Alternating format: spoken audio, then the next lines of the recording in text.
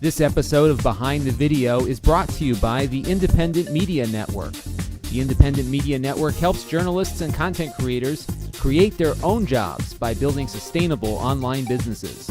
If you're an unemployed or underemployed journalist or content creator, visit imnct.com for more information. Hey everybody, it's Lon Seidman. We are back for Behind the Video. This is episode number 80. And before we begin, first of all, I want to introduce co-host of the show, Tim Street. Tim from LA. Hello. Tim has been partying it up. It's holiday season, which means that you never get a break from the social activity, right? There's always places to go, and the funny thing is that it doesn't stop because right after the holidays is New Media Expo and CES, and there are lots of parties there. Although I think this year I'm going to go for all of New Media Expo and only stay for a day or two of CES. So hopefully that will put in less wear and tear on my body. I bet. Yeah, I bet. And what kind of connections are there between video production like we do and CES? Is it the hardware that people use? Like what kind of things do you look for there? It's not just the hardware. It's also, you think about the consumer electronics manufacturers. They need to get their message out. So they need people like us to talk about the new products, to help them cut through the clutter.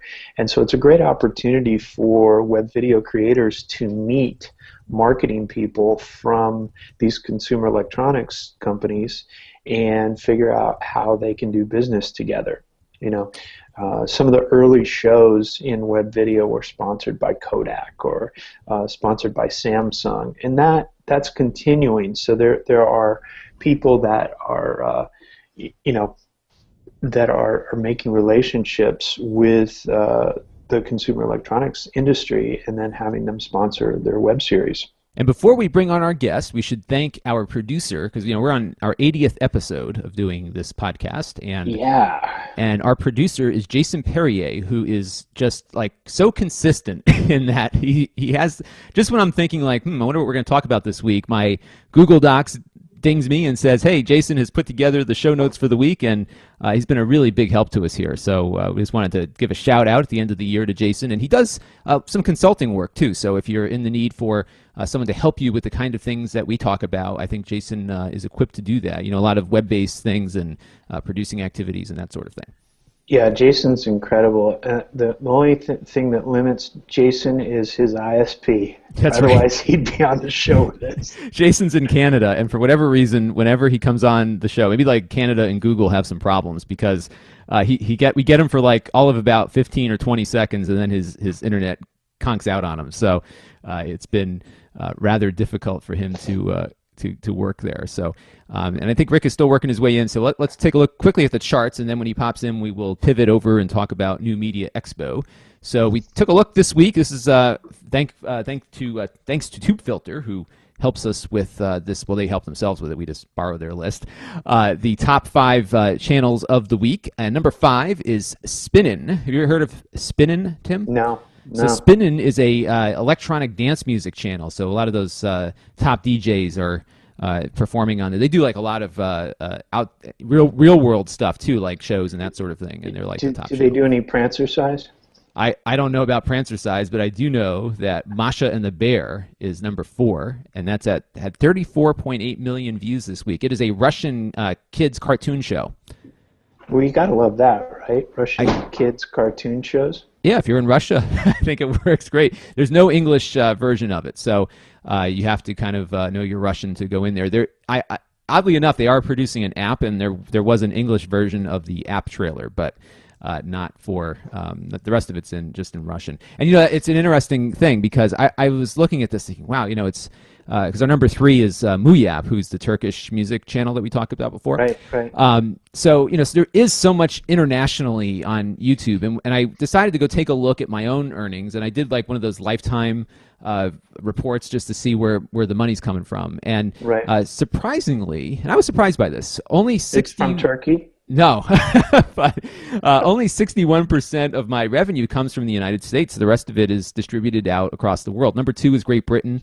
And number 3 was Germany, where English is not the native language, and I speak a very poor form of English, and I was surprised by that. So, well, I would imagine that, with the stuff that you review, it becomes really important to folks that don't have access to those products early on, right? yeah, I think that's part of it. That's true, because a lot of the stuff ends up here first, and then it makes its way over there. And I guess there's enough people who understand English well enough to do that. I guess maybe they could turn on the captions, because those do get translated. But the automatic transcription is bad enough as it is. I can't even imagine what it looked like. Unfortunately for the international community, a lot of times products are released in the U.S. first, and so there are early adopters that want to get their head around it, and your videos are some of the first that they can do that. So I think that explains why folks would want to get a hold of your stuff. Well, that could very well be. And it's just one of those living in the future moments where you can sit and produce a YouTube video and be able to not only have people watch it from all over the world, but actually have ads targeted at those particular places too, which is really pretty amazing stuff. So just a little diversion there. But number 2 on our list of top YouTube charts this week was Ellen DeGeneres, 35.9 million views this week. So that's pretty good, right? Yeah, she kind of ebbs and flows. I mean, she's always in that top 50 most of the time, but I think occasionally she'll maybe put something up that gets a lot of sharing and that sort of thing going on. Yeah, so, both Ellen and Jimmy Kimmel have done really well at getting their programming out there on the internet to drive viewership to their regular show.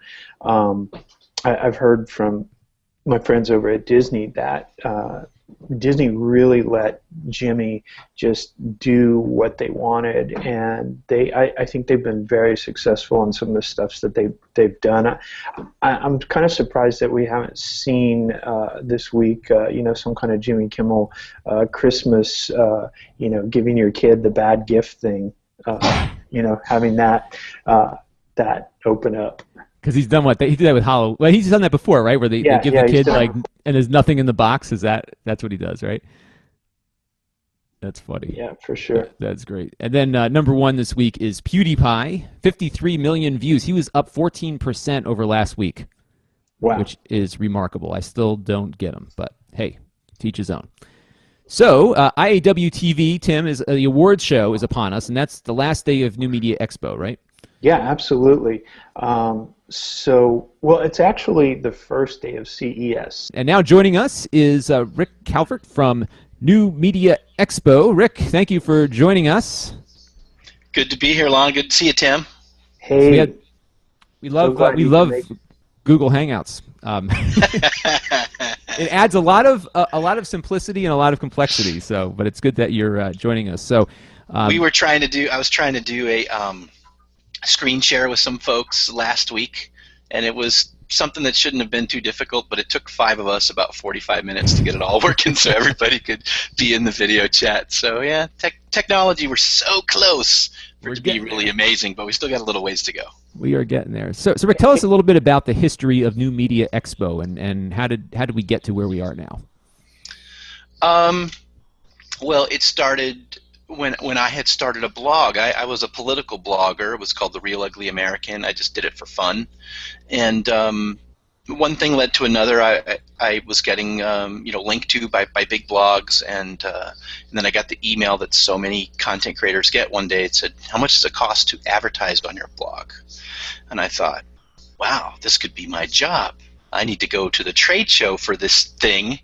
And coincidentally, that was my day job at the time. I've been running trade shows since 1997. And so I started doing the research and looking for this event, what would it be, and realized it didn't exist, and it wouldn't just be about blogging. It would be about blogging, podcasting, web TV, and even today, we still kind of argue about what the terminology is. A lot of podcasters hate calling it podcasting. A lot of people don't call it web TV. Some people call themselves YouTubers or digital video or online video. So that was back in 2006. And we've seen this evolution over these last 7.5 years now to where podcasting really starting to emerge and become a really big part of the show. And Tim was there at Podcast Expo way back in the early days. and now web TV. I think a lot of people have called this year the year of podcasting. I think this year is the breakout year for web TV. I think next year is going to be a monstrous time for web television, and you've seen that reflected in the event of New Media Expo. And how do you see things? I mean, it's certainly been a heck of a year. I mean, there's a lot more money coming into web TV and other platforms. Have you seen this evolve? Because I think if we go and look at print content, especially written things that you type out and do traditional writing on, that we've seen bloggers go from, or the blogging both as an individual and as a platform, go from something that we all just kind of did in our spare time to becoming now how news organizations are delivering things. Are you seeing similarities in how video is evolving in the way that print has, and is it happening faster with video than it did with print? So first of all, yes, I'm seeing the exact same thing happen, and you might say that video is kind of where we were with print 4 or 5 years ago. I don't know that it's happening faster, but the numbers are bigger. And this is a thing I'm constantly reminding content creators to remember. We all like to think that we're reinventing the wheel and we're doing things better than traditional media has done in the past, and in some ways we are. The fact that we can all be on a Google chat right now and be creating content is a thing that couldn't happen in the past. But there are some things that traditional media can teach us too, and in a lot of ways. And Tim, I remember a talk Tim gave years ago about the history of storytelling through film, and in a lot of ways we're recreating history that's already happened. So we should really look to what traditional media did successfully and emulate that. Because there's no doubt that web TV will follow the exact same path that traditional media did, traditional television and film, with some twists, like what you see with Lizzie Bennet Diaries, right? With transmedia, we're going cross-platform. I mean, those are things that we can do different that traditional media didn't do, but it's still the storytelling that is the foundation of everything. If the storytelling's not good, then it doesn't matter. Rick, that brings up a really interesting point. A lot of my web TV friends and some of the speakers that are coming to New Media Expo to speak on the web TV track, they ask me, what should I do at New Media Expo?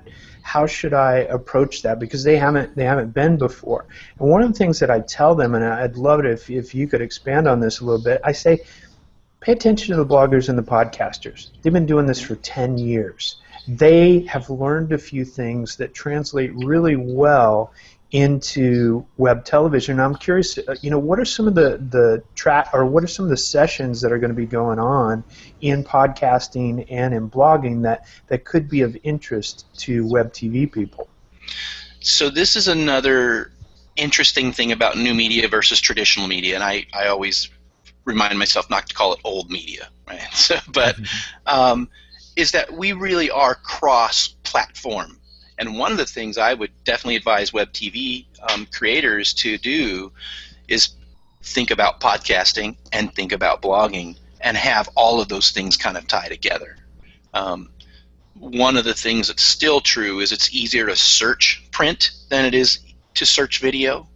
And so if you've got a strong blog supporting your video content, it will be easier for people to organically find it and consume that content, and then therefore you should be able better to monetize that.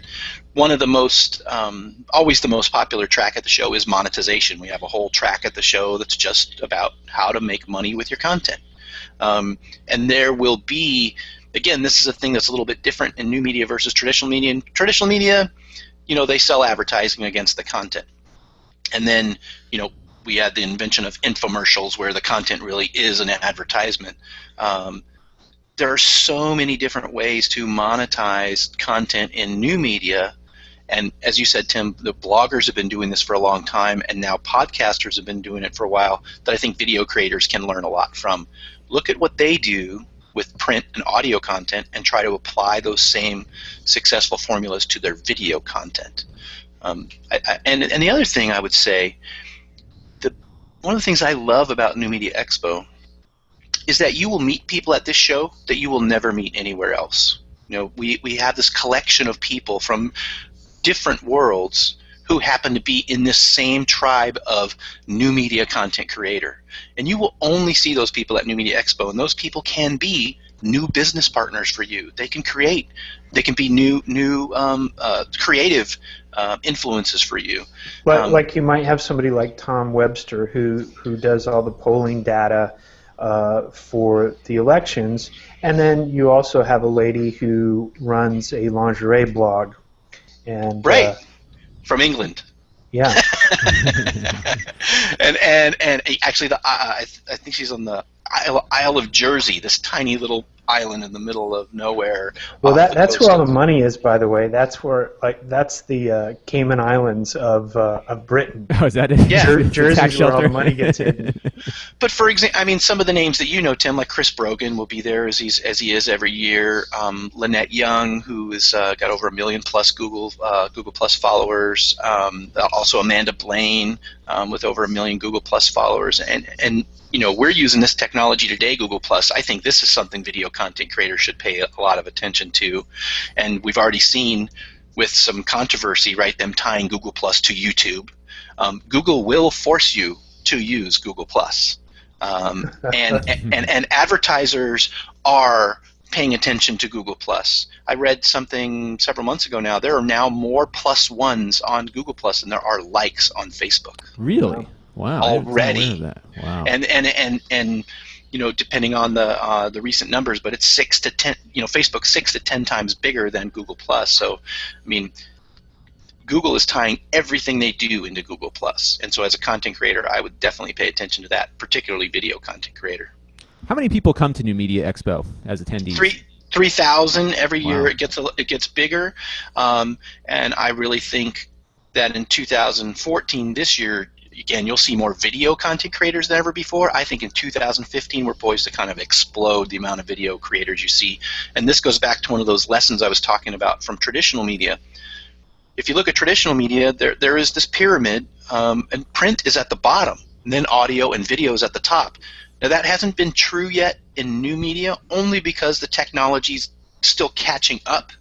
But I think we're there, and it's going to be, in a very short time, most of the dollars in new media content will be in video, I mean, by far. So I think we're on the cusp of that. Are there any keynote speakers that you can tell us about? We've got a couple. Greg Benson, who I think a lot of video content creators know, will be hosting a keynote with us. Bernie Sue will be his guest. One of the creators, Lizzie Bennett Diaries.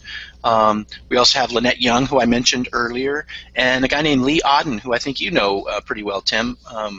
Lee has one of those guys that you would never see at a content creator event. He's a PR and marketing and SEO guy. I mean, he is a genius, but he gets content, and he always knows how to talk about that. Also, I'll break a little bit of news. We'll announce this tomorrow, but Leo Laporte, I call him the Pied Piper of podcasting, will be doing a keynote interviewing Norm Pattis from Podcast One and Noah Shattuck, the CEO of Stitcher Radio. Wow. And again, cool. That's another one of those things that I kind of see as a game-changing moment. You guys, I don't know if you're familiar with Podcast One, but Norm Pattis was the creator of a syndicated radio network called Westwood One, basically Right. invented syndicated radio. And he told me about 2 months ago he thinks podcasting will be as big or bigger than syndicated radio in terms of dollars. And put that into perspective. That's Podcasting money, dollars right now is in the tens of millions. Syndicated radio advertising is in the tens of billions. Wow. I mean, And I think, you know, that's incredible. And, you know, I think the problem that I see with podcasting is, you know, we're doing this show. It's very hard to promote it because there's technical, not a huge technical hurdle, but there's enough of one that people have to get some kind of app to consume this with. Maybe Stitcher is kind of in the right direction because it's a little bit, you know, a little bit more of a presented kind of platform. Right. Right. But it is very hard right now. Like, we don't have the YouTube for podcasting yet, right? I mean, it's been surprising because it's been so long. But we've seen locally here a number of small networks start, and they have a really hard time building that audience. Even people that are really popular on local radio here have a hard time getting that transition over because of the hurdle of the app that they have to download. So that'd be an interesting topic to hear about. Don't get me started about iTunes and Apple, but Right. I mean, they're really the dominant influence for podcasting, the platform where people consume it, and they, in my opinion, provide no support for content creators. But I'll come back and say John Lee Dumas, who's the #2 business podcaster in the world, came to New Media Expo just over a year ago, had not started a podcast yet. John is not shy in saying he makes over 6 figures a month podcasting now in 1 year. Wow. That's incredible. So let me ask you this. You know, you've got all these different folks sharing their content, but you're also going to have some debates going on at New Media Expo. Can you tell us about the debates? Because this is something new, right? Yeah, a guy named Sam Fiorella, really, really smart guy. I didn't realize quite how smart he was until we had a conversation about 6-7 months ago. He's come to the show many times. He's spoken to the show many times, and he had this idea. Why don't we do some debates on, you know, some pretty controversial things? And one of them I know is we're going to do on tribe marketing. On is it a good or a bad thing? Robert Scoble and Dino Dogan will be talking about that. And I know we're doing one on video, Tim, and we've went back and forth on the video debate. Do you know what the latest? So that one is going to be David H. Lawrence from Heroes is going to be doing a debate with a gentleman from Washington, D.C., Michael Weinberg from Public Knowledge. And so they're going to be debating, will ISPs kill independent web video? It's not the exact title, but the idea is that with data capping, is that going to make it too hard for independent video creators to get their content out there? And so they're going to debate that. And I don't know if you've ever heard David Lawrence talk before, but he is incredible to listen to. He's just such a smart guy, and really, really funny, as well as being creepy on the show Heroes. He played the puppet master. All right. So we're really looking forward to that on the web TV track. Again, just to show you, I mean, kind of how many things happen at New Media Expo, I didn't even realize until recently. And you know, David's been several times, and he said some really nice things about the show. I didn't know that David, in one of the web TV tracks, I believe it was last year, had kind of pitched an idea, and now is producing. He got a sponsor there at the show, and now is producing the show. And David, that's right. I was stunned because, I mean, again, like you said, he's a television star. I mean, he's been one of the top podcasters in the world for many years. He's been, you know, he's a veteran at web video, and I was just shocked that you know he had found opportunity at the show. So we every year we try to do a IWTV pitching your web series panel, where we have some folks that have experience or might be a potential sponsor, or they've an agent, or we swap out different people every year. But we have folks come in and they pitch a web series to this panel, and then the panel gives them feedback on the idea for their show, but also on their pitching techniques, what they could do better. Sure would be great if you had a trailer or a PowerPoint presentation, or you could have made eye contact with us, or stuff like that. And David came in and pitched a show, and then took that show and sold it. And not only did he do that, but he's coming back this year and he's doing a panel. David Lawrence is doing a panel about what he did, and so he's going to share that information with us. So that'll be a great panel. Kind of a case study of what he did. Yeah, case study of what he did. And Rick, you also have a show floor, basically a trade show kind of floor, where you can go and meet with vendors. What kind of vendors are there for people to meet with, and what should they be looking for? So a pretty wide range of vendors there too. Like WordPress has been there for several years now. We've got people like Radian 6 who provide social media monitoring service. We've got other people who do web TV and podcasting services. So there are products there that content creators would use to create, distribute, and monetize content. So usually we have about 75 vendors on the show floor. And then we have another thing on the first day of the show that's called speed networking, where content creators can meet with vendors. It's just an 8-minute meeting. There's no formal agenda, but you can kind of talk to each other for a few minutes, ask some really basic questions, and find out if there's a way that you two might work together in the future. My calendar is getting full on that too. I've been getting a lot of invites. It's a good place to find potential sponsors for your web series, but you got to make sure that you have the goods. Do you have an audience? That is the key component. And Rick, I also noticed that there's also people that maybe don't get a booth, but they kind of lurk around, some pretty big brands too. And I know we probably don't want to reveal identities, but I've seen some pretty important people just kind of wandering around, just incognito, trying to see what's out there, right? At least half, and I haven't counted recently, of the Fortune 500 has been to our show. Ford, AT&T, Verizon, Wells Fargo, Citibank, Visa, I mean, on and on and on are at the show, as well as big media, New York Times, San Francisco Chronicle, Wall Street Journal, ABC, NBC, CBS. I mean, those people almost every year have somebody there. USA Today, I know we have Jody Gersh speaking on a panel this year. Some of them are speakers, some of them are sometimes sponsors, some of them, like you said, they're just attending. They're there to learn too and look for opportunity and to meet content creators.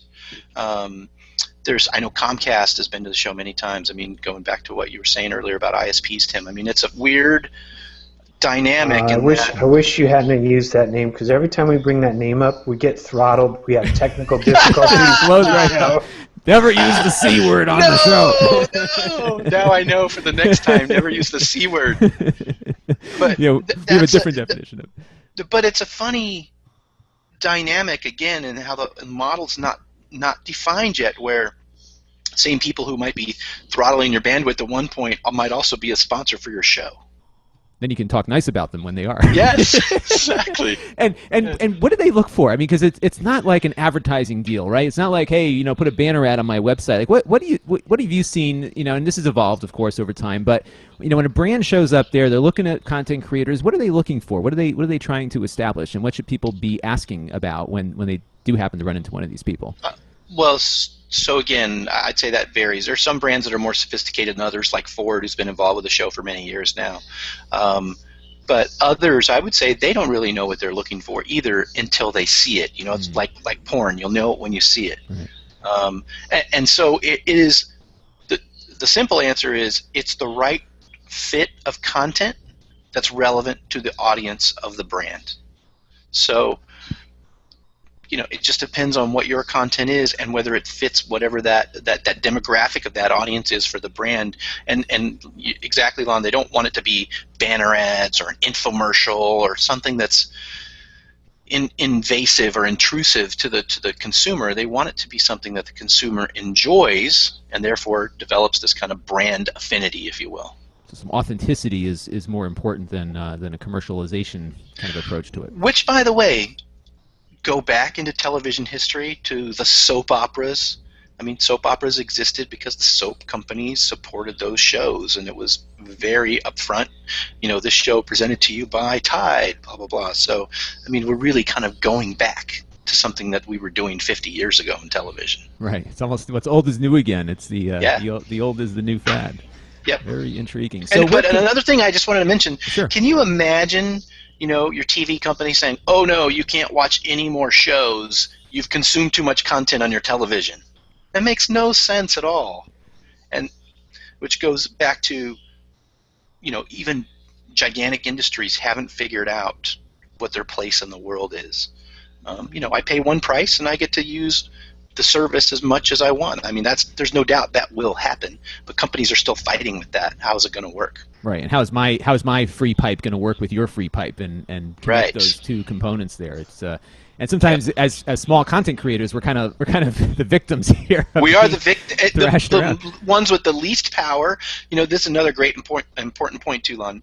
We are at an amazing point in history for content creators where we have some power that we've never had before. But we still have less power than anybody else, right?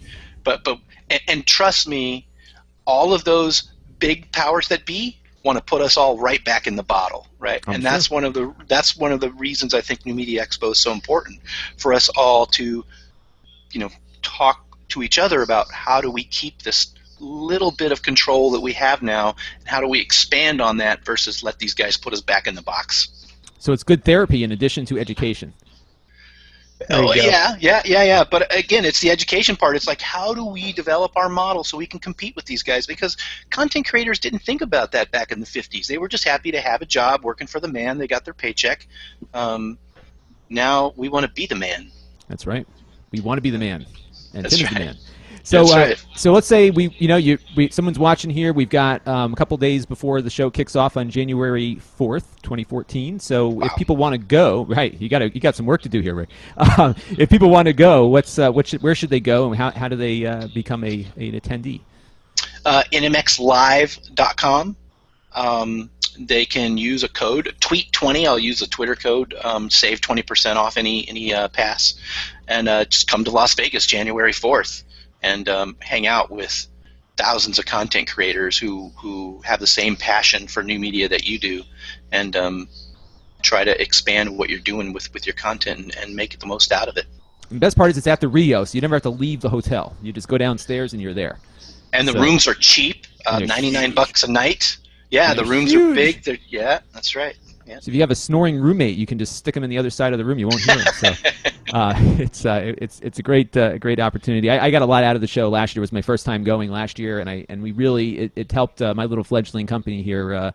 Gave us a lot of direction and led to some significant growth. Not only just in the people we met, but just in learning what we shouldn't be wasting time on. And there was tremendous value for us, and I really wanted to let you know that we got a lot out of it. Thank you, Lon. I'm glad to hear that. I'm looking forward to coming again and bringing somebody else from my group, and we're going to have some fun there. Great. Tim, anything else for Rick? I think we got a good overview here. Yeah, absolutely. Thanks for coming on, Rick. I really appreciate it. Thanks for having me, and thanks for being patient with the technology, too. Our life is technological patience.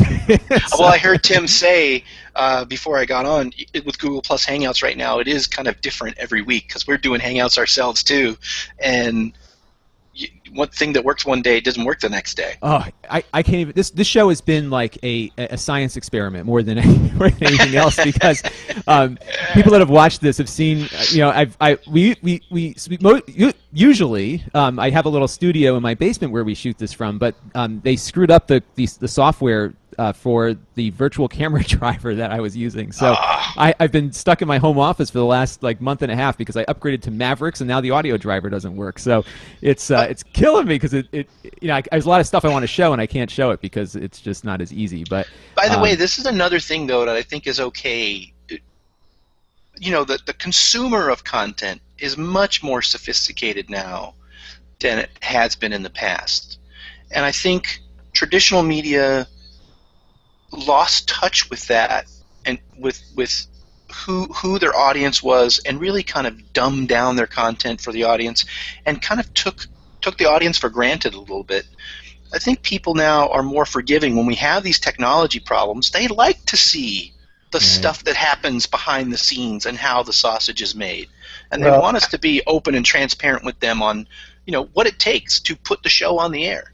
You know what they say, if you're not paying for the technology, you are the product. That's right. That's right, yeah. If the product is free, the product is you. Right. That's right. Absolutely. And I think where Google should get some props is that it's the one of these products that they're actually sharing a little bit of the revenue with the people that help make it work, because you're not seeing it on Facebook and other places. Another thing you touched on, Lon, I know that will be a topic at the show. I know it's a topic in the web TV community in general. Maybe I'll say something that people won't say out loud, that all content creators, video, are beholden to YouTube, but they all hate YouTube. They really wish they could have other options. Right. But just again, imagine there's only one channel on the television. We're back to the days when it's just NBC. It's true. And you know what? I'll tell you, I make more content because I know I'm getting paid on YouTube. I've put it on other platforms, and based on who knows what, I would imagine the search secret sauce. Where my revenue comes from YouTube, and that's what's motivating me to continue. But you know what? If one day YouTube decided that it didn't like me, I'm done. It's kind of scary. So I'm sorry. Just one more thing to touch on real quick. So we had a guy give a talk in New York a couple of years ago. A guy named Gary Hoover. Did you see that, Tim? I don't know that I did.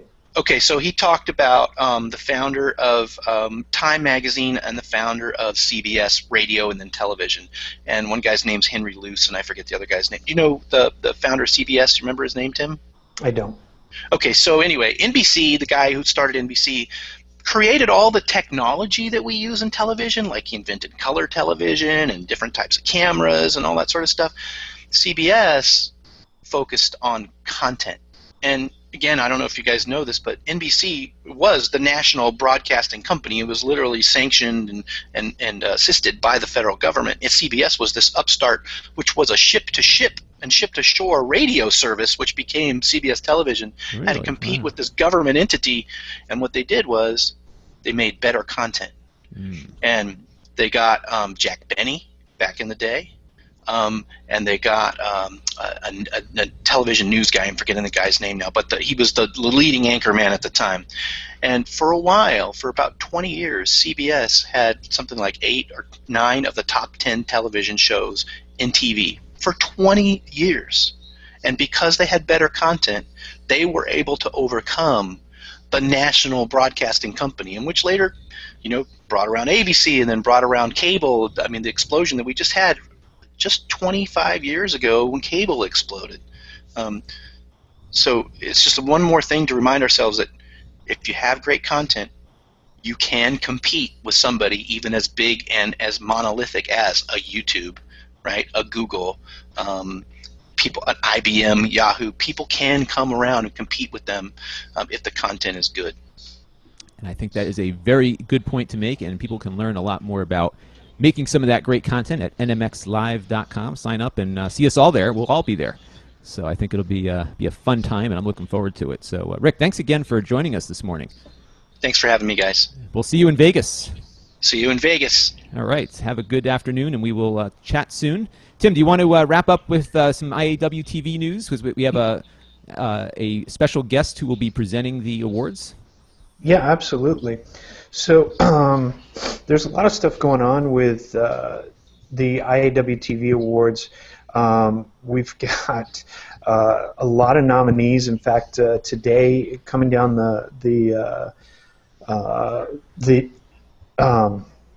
I'm losing my train of thought here. There's so much going on. But today's the last day for voting to take place. So all the different nominees are going to wrap up, and we'll have a good idea who the winners are within a few days. But that'll be announced at the award show.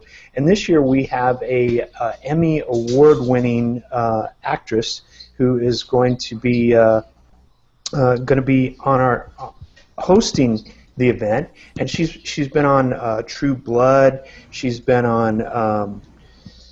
I'm trying to think what else. I think she won the Emmy for a guest appearance on The Good Wife, and I think we're going to have a good show.